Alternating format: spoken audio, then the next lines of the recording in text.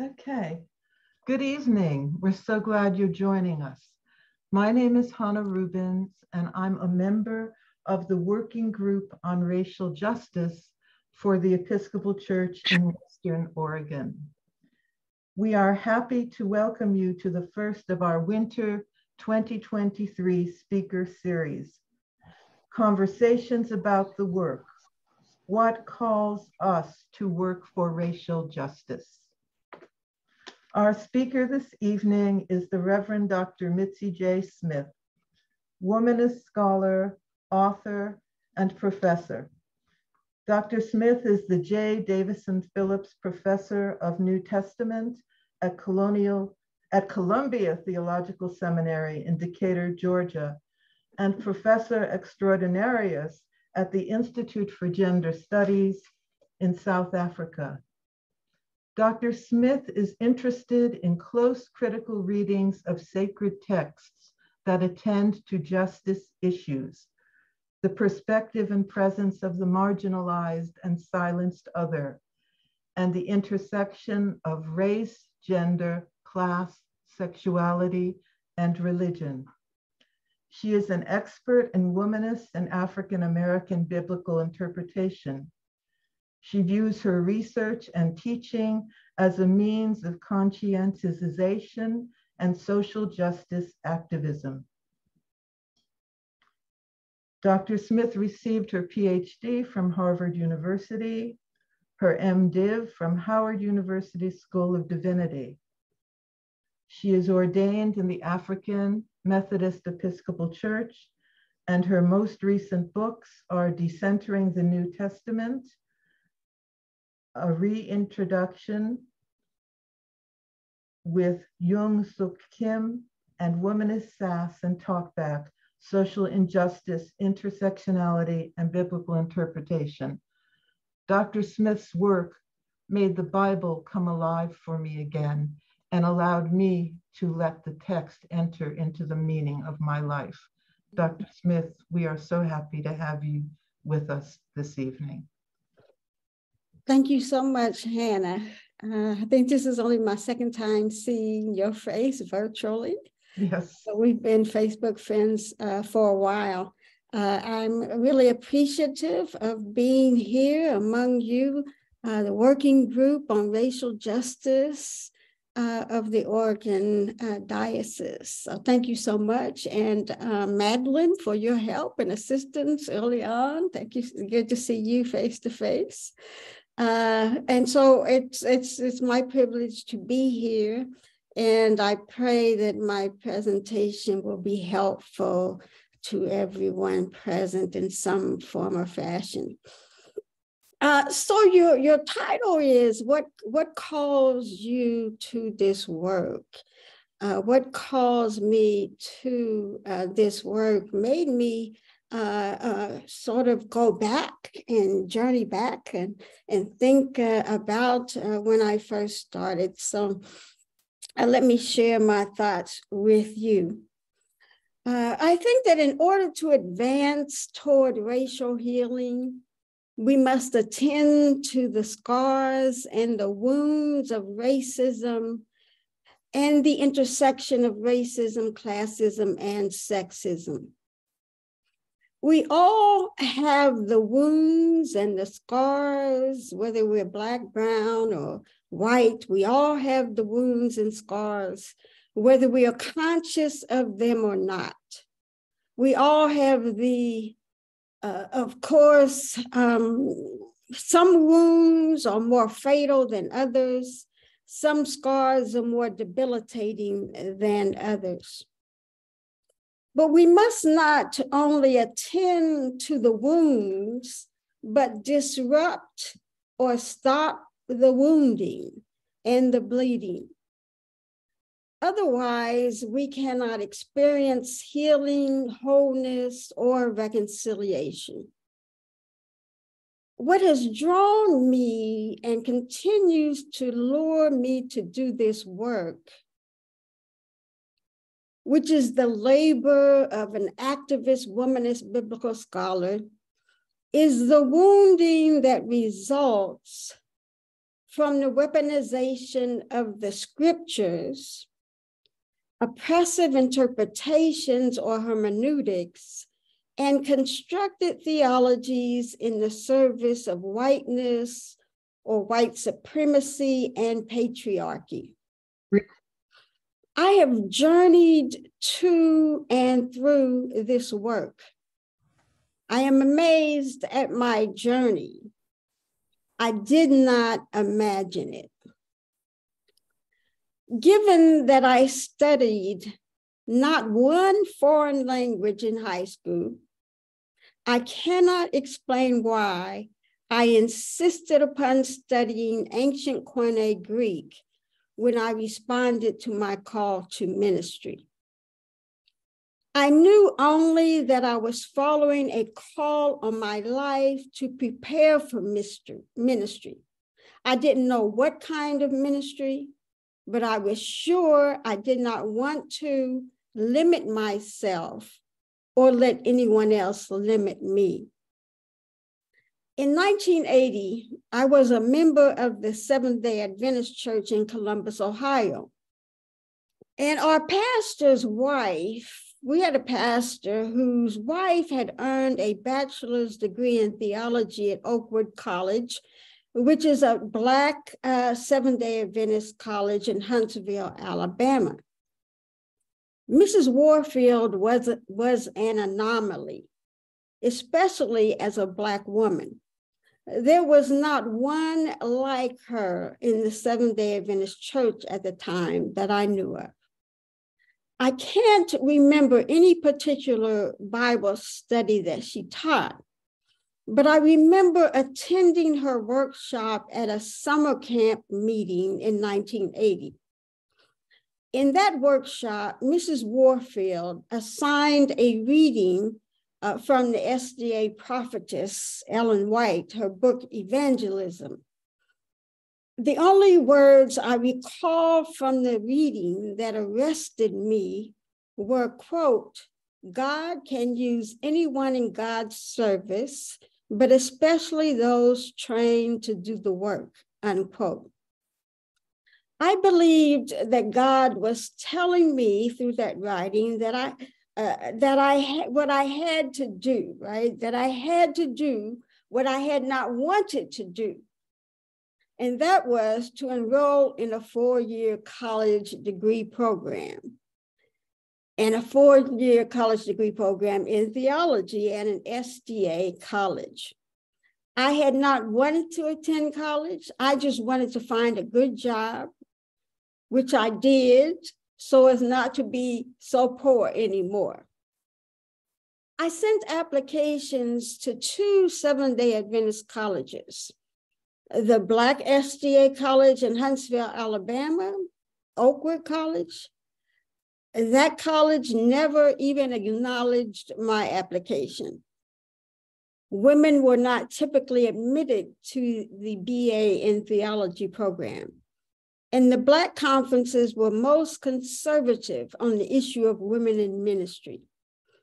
Perhaps Mrs. Warfield was admitted because the school knew she would be a pastor's wife. So I ended up at the predominantly white Seventh-day Adventist school in Tacoma Park, Maryland. At the time, it was called Columbia Union College, or CUC. And at CUC, I insisted upon it being admitted to the BA in theology program because I wanted to study Greek like the men did. I wanted the same training they had. When I arrived, there was one other woman in the program, and her name was Kim, a young white woman. But she was a year ahead of me. Sadly, the denomination hired her upon completion of her degree as a secretary. I cannot explain why I so boldly insisted upon learning Greek. I mean, where that resolve came from, considering I had never, ever studied a foreign language. Looking back, my insistence upon taking Greek and the fact that I excelled in it, I think was providential. About a month ago, my therapist called me a poverty disruptor. A poverty disruptor. I think that my matriculation at CUC in 1981 was the beginning of my journey as a disruptor of oppressive patriarchal epistemologies. And by epistemologies, I mean ways of knowing or knowledge production. In my first year at CUC, ironically, I also struggled with women's call to preach or pastor. I began my first year English literature paper with the thesis that women should not be ordained as pastors. Mrs. Warfield was not a pastor. I turned in my paper while still struggling with God and earned a D. The instructor knew I was struggling and gave me a chance to rewrite it. In the rewrite, I changed my mind. In the parable of the sower, Octavia Butler wrote, quote, "God is change," unquote.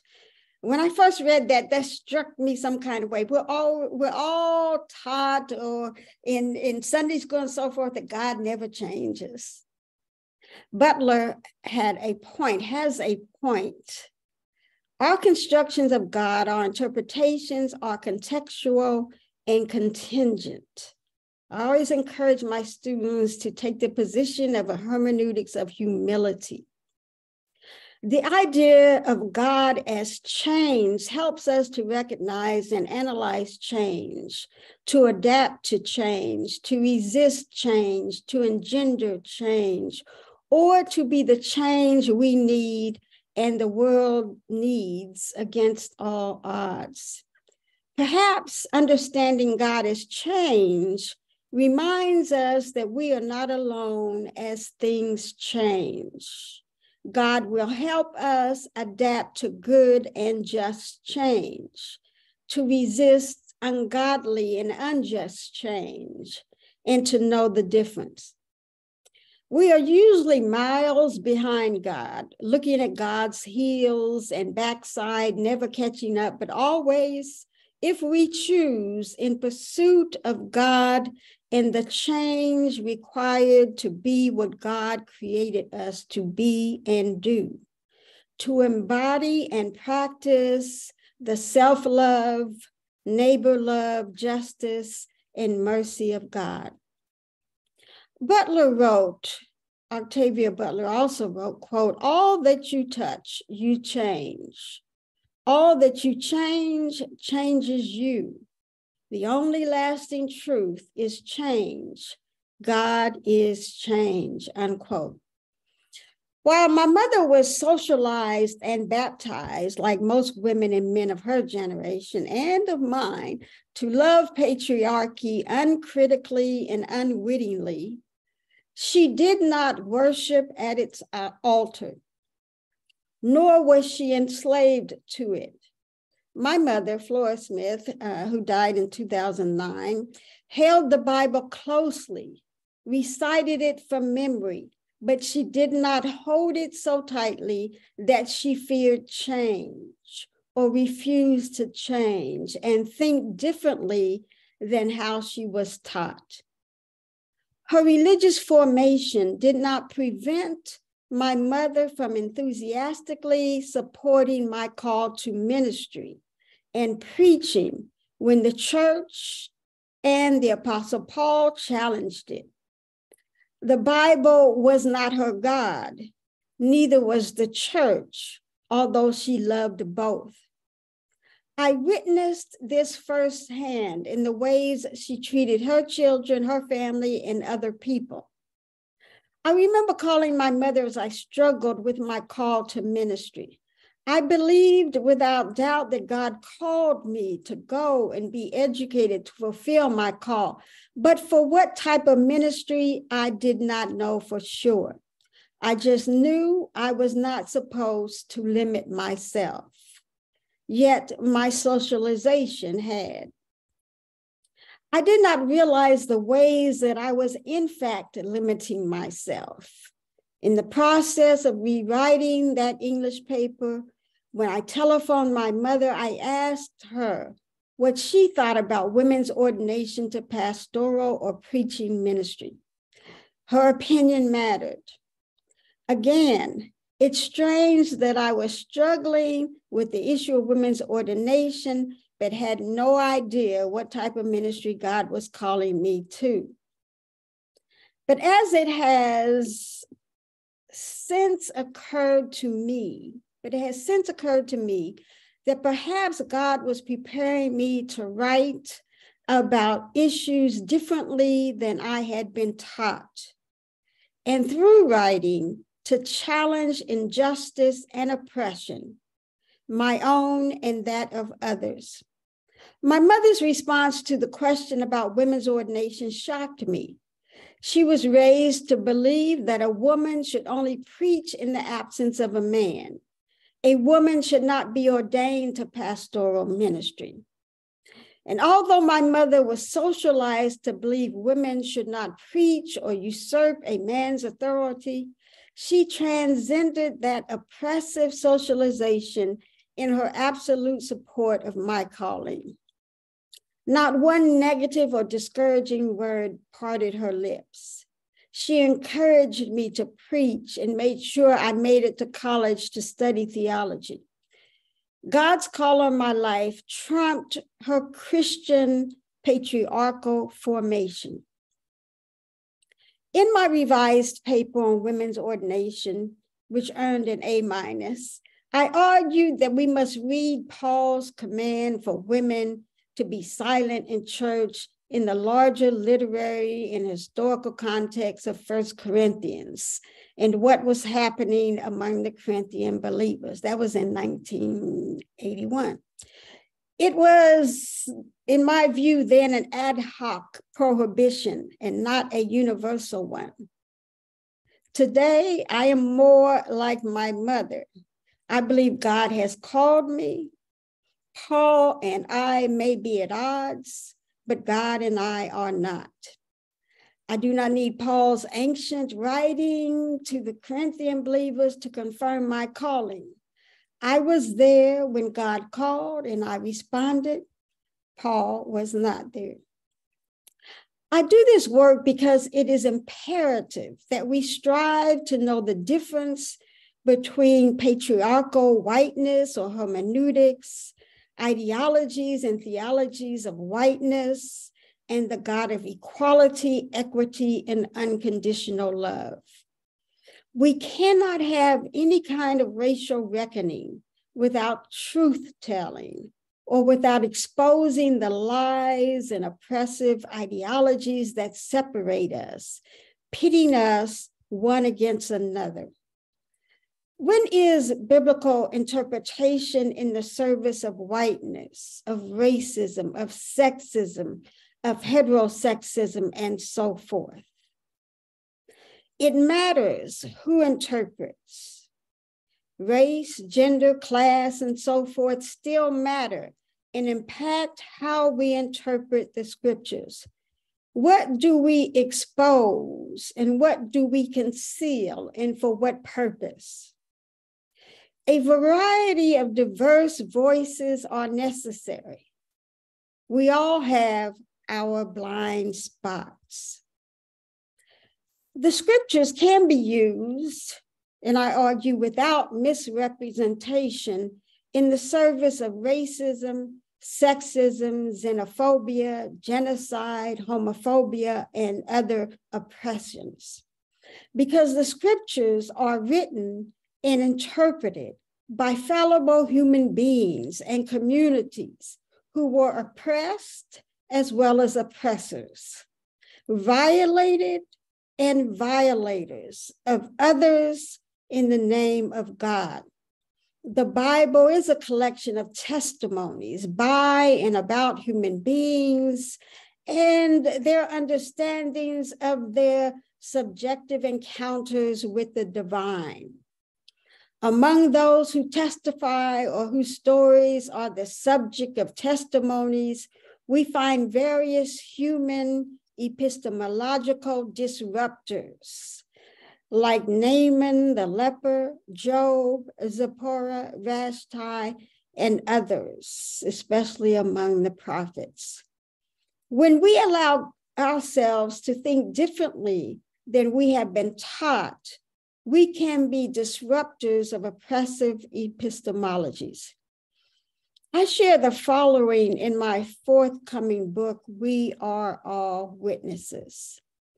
As a teenager, I remember hearing church folk testify by quoting the psalmist's testimony at Psalm 37:25 as representative of or the same as their own experience. Quote, I'm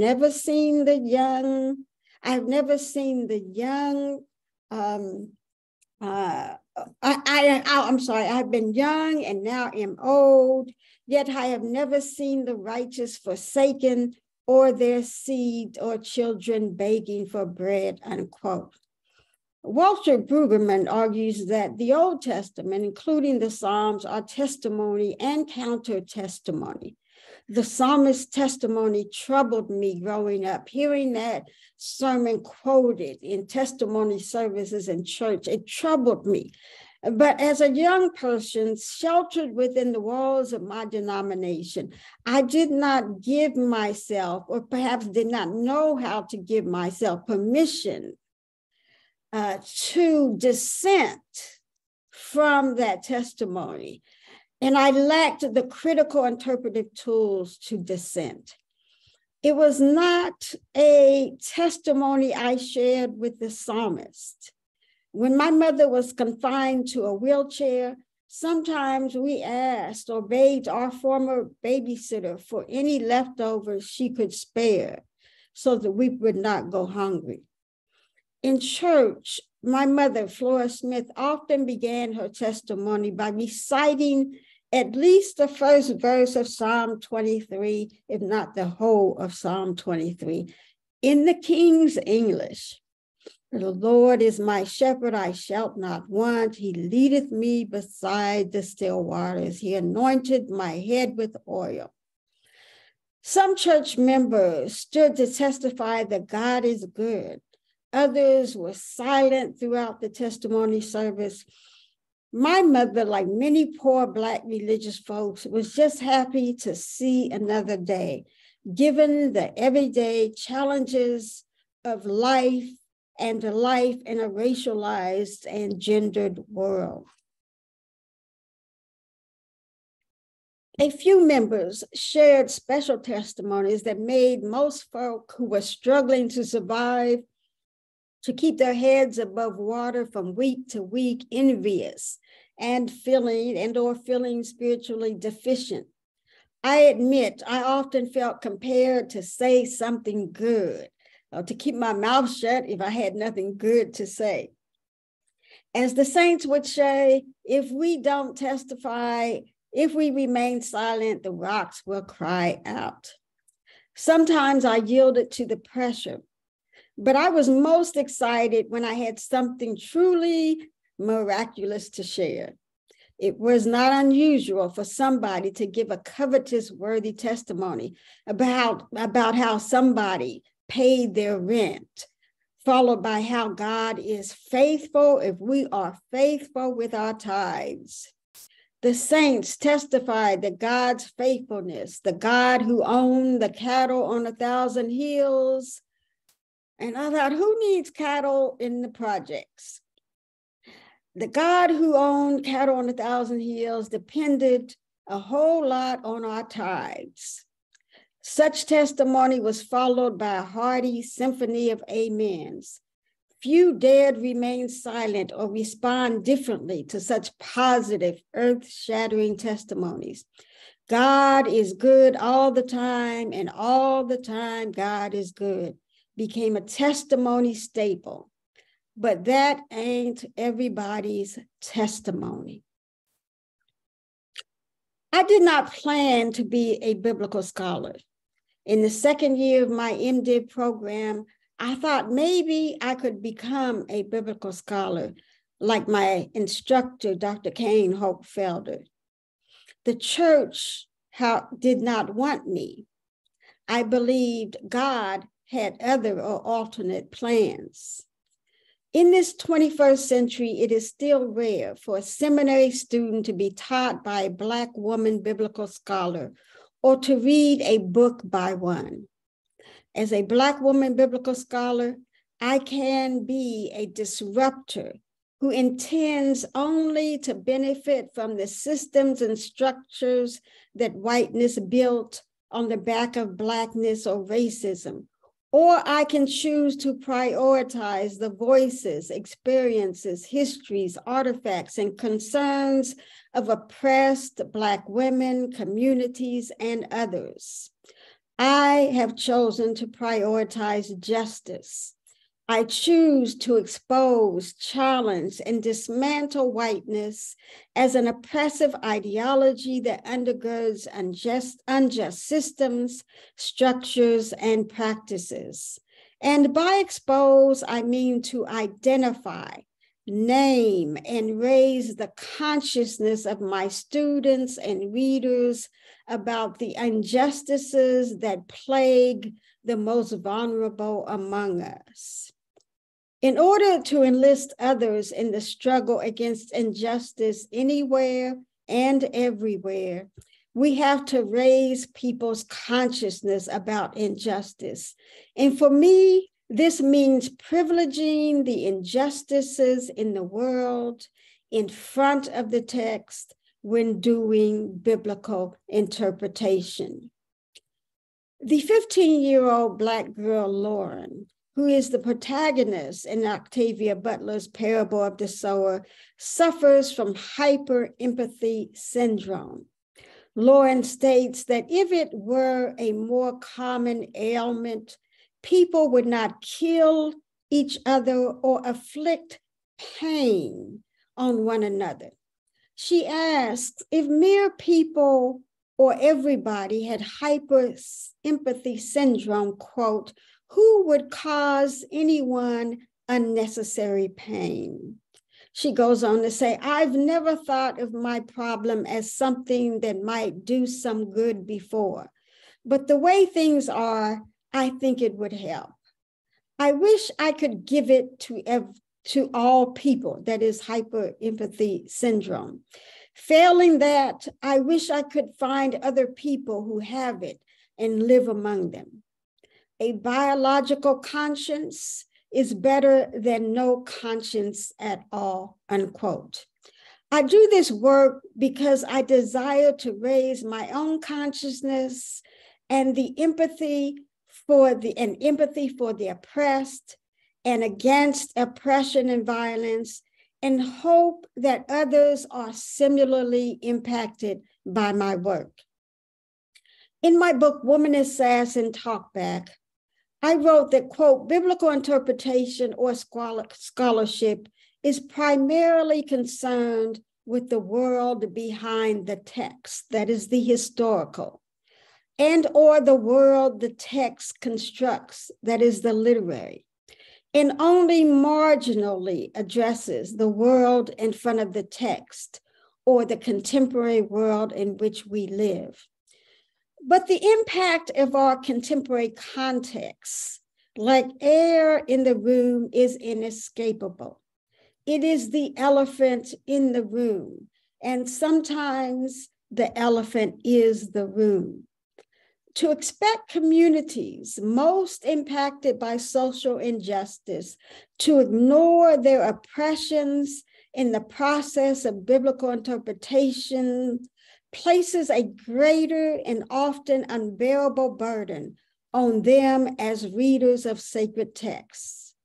When members of minoritized oppressed communities are asked and expected to treat social injustice issues that impact their daily lives as a postscript to authentic biblical interpretation, their voices are silenced and marginalized, and they are often unwittingly taught to accept the imposed silence as a sacred obligation and sacrifice that God requires of them, unquote.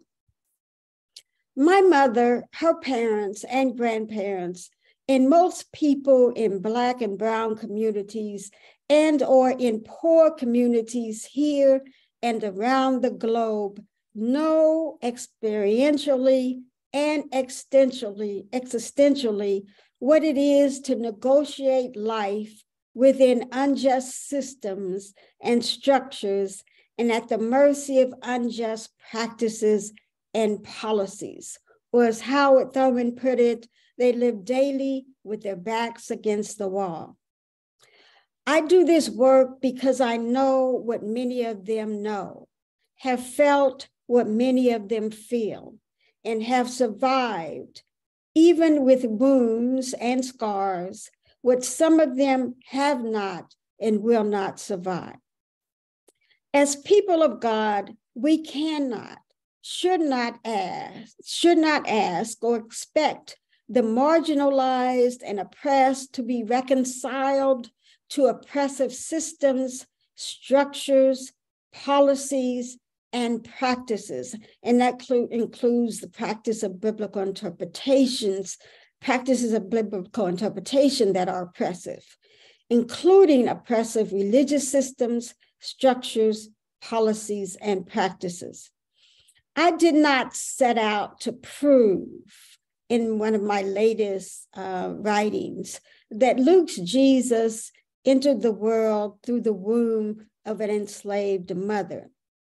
But when my consciousness was raised by reading the New Testament and Luke's gospel in the context of Jewish and Roman enslavement, I was compelled to pursue the idea.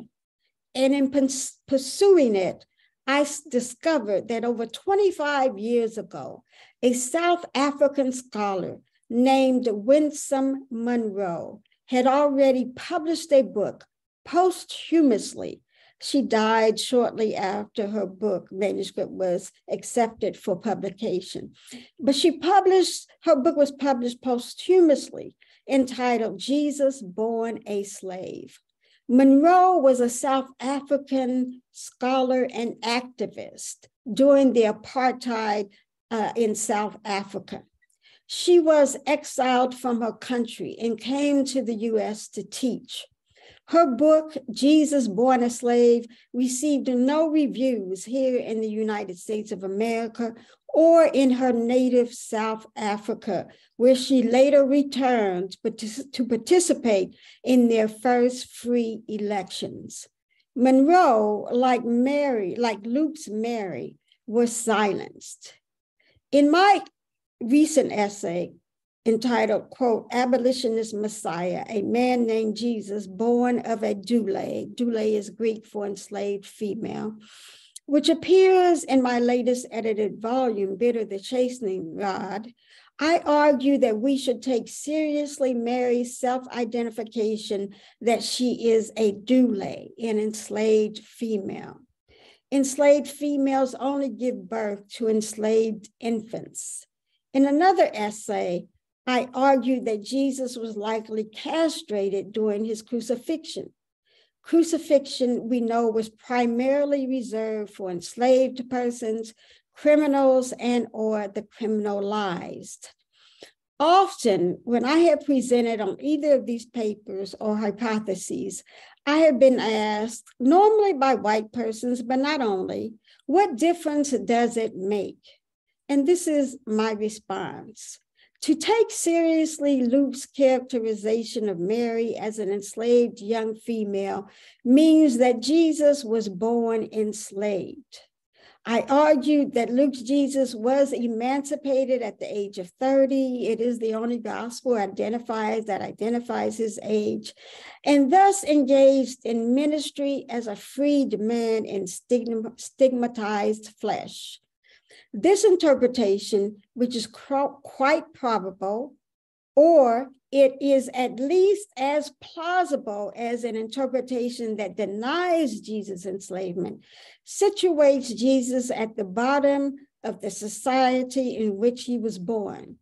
He lived in stigmatized flesh, like so many other people during his lifetime and beyond, including Black people, people of color, poor people, immigrants, and so on. This Lucan interpretation for many marginalized peoples and peoples whose ancestors were enslaved means that God did not save or exempt his son from that which God did not exempt or save many of our ancestors and others from. Toni Morrison reminds us in her book, The Source of Self-Regard, that there are few ethnic groups throughout history whose ancestors have not been enslaved. Many persons today still suffer as enslaved persons and or as persons who have been enslaved in human or sex trafficking. Although their captors dehumanize them, they are God's children who we must fight to free. I do this work in order to free myself and hopefully to free others. I also do this work as a discipline of hope and to encourage others to choose hope. I can still perhaps feel the pain and lament the pain of racism, of injustice from day to day, and still choose hope. If I have no hope, if we have no hope, how do we maintain our struggle for justice and wholeness for all in a racialized and unjust society and world? How do we love without hope? In my womanist reading of 1 Corinthians, which I hope will be out before the end of this year, I reread Paul's love chapter within the context of the gender hierarchy of chapter 11 and elsewhere in 1 Corinthians. It's interesting, I come full circle back to Paul in 1 Corinthians that I started with in my call in 1980 or 81 to this present moment. I think it is important that we consider the impact of Paul's claim that love endures all things. How does such a love impact the woman or man in an abusive marriage or relationship? How does it impact the young girl or boy captured for sex, modern day sex trafficking? Here, I'd like to share with you my remix of 1 Corinthians chapter 13, verses 4 through 8, verse 11 and 13, which is in, again, my upcoming book entitled Chloe and Her People. Quote, love forever lingers. It accommodates everyone and everything but herself. Love expects little for herself. She boasts of no accomplishments and is never proud. Love is never disrespectful, even when silenced and abused. She makes no demands and has no dreams. Love has no reason to be resentful or irritable. Her man has been good to her. She could do worse. Love does not delight in opposing injustice or in her oppressor's destruction. She is content with the reasons for her subjugation. Love bears all things, believes all things, and interrogates nothing. Love expresses no hope for her own needs and desires. She endures everything with a gentle smile. Such love will never be freed without a fight. Before I knew better, I spoke like a child of my oppressor. I thought like my abuser. I imitated them. When I recognized my shackles, I broke free. I rejected a selfless love. Now, these three, faith, hope, and love, barely survive. But what I now need most is hope. Hope that envisions something better, the not yet seen, the yet to be, the can be and will be, a different love that respects her body, her voice, choices, dreams, and desires, gifts, and achievements. Thank you so much.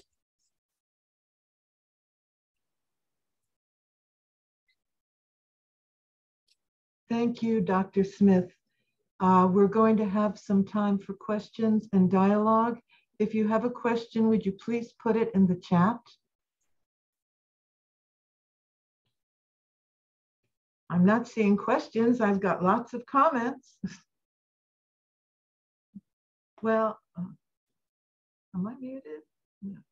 Can you guys hear me? No. Yes, we can hear you. Loud and clear. Hannah, now you've muted yourself. We could hear you before. You can hear me now. So I'm not seeing any questions, although I see a lot of comments, but I have a question.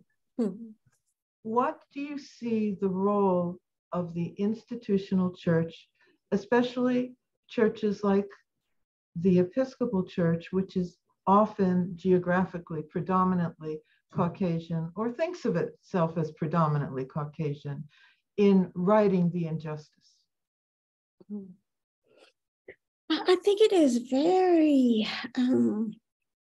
important. People of color can't do this work alone, of course, right? I think it's very important for the white church, right, to be involved in racial, the writing of racial injustice, right? The exposing, the naming, the changing of our institutions and structures to create equality and pay. But this is the thing I fear. This is the thing I fear. Even at this school where I am, where they probably have more faculty of color than many institutions other than HBCU, historically Black school, right? And where we pride ourselves on justice, right? And I live right around the school because about 22 faculty live in faculty housing around here. Yet it's interesting that in some ways still it's not any different from being in a space where you live at a distance from your colleagues. I think we have to learn in different ways, spatially, geographically, in terms of our dispositions. We are still living in a very much segregated society, I think. And I don't think until we learn to be comfortable in each other's presence, to truly, do the work of unpacking our own biases, can we be truly successful, I think, at reconciliation. We can't have segregation and have racial reconciliation. And so I think the churches have to ask themselves, how can they break down some of these barriers? How have we contributed to them? And how do we break them down? How are we upholding them? Right? Okay. Thank you. We have a question asking you to speak more about a hermeneutic of humility. Yes. This is what I think I coined it. I haven't heard anybody else use it, but I often think back, when I was a Seventh-day Adventist, of course, I denied my call for a long time because I was continually told, even though I was a local elder in that church and so forth, continually told, you don't rock the boat of the church. You don't rock the boat. You just wait and wait, right? And to this day, they still don't ordain as an organization, but they do have some women, depending on what part of the country, who pastor churches, right? But the Seventh-day Adventist Church, this is a very simple example, has a history of reading prophecy, right? And in 1840, it used to be a part of the United Methodist Church, right? In 1844. Their scholars had predicted that Jesus would come, right? And when Jesus did not come, some went back to the drawing board and some did not. I think all of us have some of that to different extent in our histories, right? And so we don't get it right. Some things we're really willing to be, we're forced to be humble about. But I think because we're so far removed from these texts, and because God is much more than these texts, I think we have to have a humility towards our interpretations and a willingness to rethink them, right? And to interpret differently, and not, this is the way we did it yesterday, say this is the only way to look at it, and there's no other way to look at it, right? All our scholars have looked at it, and so therefore we have the right. And that creates separation too, right? That there's no other way to read, there's no other way to see, and that we change, as I try to show in my story. The book, We Are All Witnesses, I co-author with my former first New Testament professor in seminary, and he was a white male who was Quaker and now American Baptist, and I think still partly Quaker. And we talk about our journeys through and the changes but we have to be open to change, right? I think we have to be open to change, which also is a way to remain humble about our interpretations. Thank you. Another question, this is a lightweight one. In doing this work of racial justice, how do you balance having patience and challenging status quo, especially in a predominantly white space? I feel that's interesting. A student, this is a Black male student, one of my Greek classes. He was in Greek, right? And he says, Dr. Smith, you get any death threats? I don't really get any death threats. I had people confront me at a conference once, until I no longer list my hotel. But I feel compelled. I don't think about that. I feel that that if I see something that I think would be helpful and a different way of reading, that I go for it, right?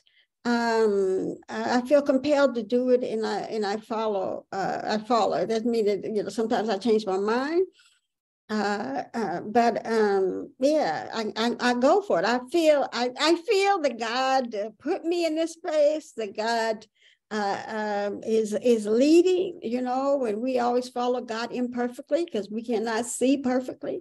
But I feel I just go for it. I don't really think too much about the status quo, to be honest. Okay. If you are willing to share outside of your relationship with God, what relationship in your life has been the most formative for you in racial justice work? What relationship in my life? I always go back to my mother, right? She just saw people as people. Before she was confined to a wheelchair, she grew up not far from here in Cleveland, Tennessee. Her mother died when she was a baby and children were separated, but she grew up with grandparents and had 2 years of nursing. But of course, in those days, it wasn't easy for a Black woman to get certain jobs. But sometimes she worked as a nursing assistant in homes for the aged, right? That's what they called them when she was growing up, and in Cleveland, Ohio. And she always said to me, she said, I treated every patient like they were my parents, right? And I think when we can see each other as just fellow human beings is the goal, right? That individually, if we can't do it individually, I don't know what we're doing on a larger scale, right? But hopefully we are doing that work we need to do as individuals, as well as while we do this community work, because I think they go hand in hand. And so I'd say my mother, yes.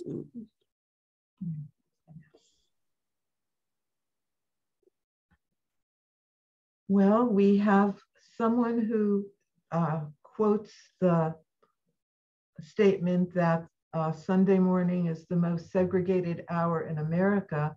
I think that is still true. How can we work on change within the community of faith? I think it still goes back to how we cultivate those personal relationships, remove the biases. I think of my time in the Seventh-day Adventist Church, and they still have, for the most part, what we call regional conferences, which are the Black conferences, right? Basically, Oakwood College is the Black Seventh-day Adventist College, right? And that came about because Black people could not have leadership positions in that church, right? And so forth. So we have to think about why we have racial segregation. Can we have racial? I think racial integration. We need a reconciliation, not integration, reconciliation. We need to learn how to see each other, to recognize our biases, recognize how racism has impacted each of us, whether we're white, Black, or brown, and do the work of destroying those biases. Can you share a little about what it's like teaching in South Africa as compared to teaching students in the US? Oh, I wish I knew. So just in May, I was appointed as a professor extraordinarius, and I'm sure that I will have a doctoral student coming soon. But I am working with a young Kenyan student that is not a student at my school, but a student at Oblate School of Theology, right? Which is a learning curve for me, because he is a young man who was born into a matrilineal society. His father was born into a matrilineal society, and his mother into a patrilineal society. And so he's wanting to write on helping Kenyan women, the cause of Kenyan women being independent, right? And so to be a co-conspirator in that work, and using womanist and feminist interpretations to do so, which is, I had never met anyone from an African society in which it was matrilineal. Yeah. Well, we would like to thank you for this wonderful evening, and it has been recorded, and the link will be put up. This was the first in our series this winter. We will be having our next presenter, who is our own Alan Murray, on March 11th. And he will also be dealing with this question. And because a lot of his ministry has been within the context of the Episcopal Church, both nationally and within our own area, it should be very interesting. Dr. Mitzi, it's been a joy. Oh, thank you. Thank you so much for inviting me into this space. Thank you. Thank you. I think we actually got done 3 minutes early, which people really like because, you know, they have to eat. Yes, yes.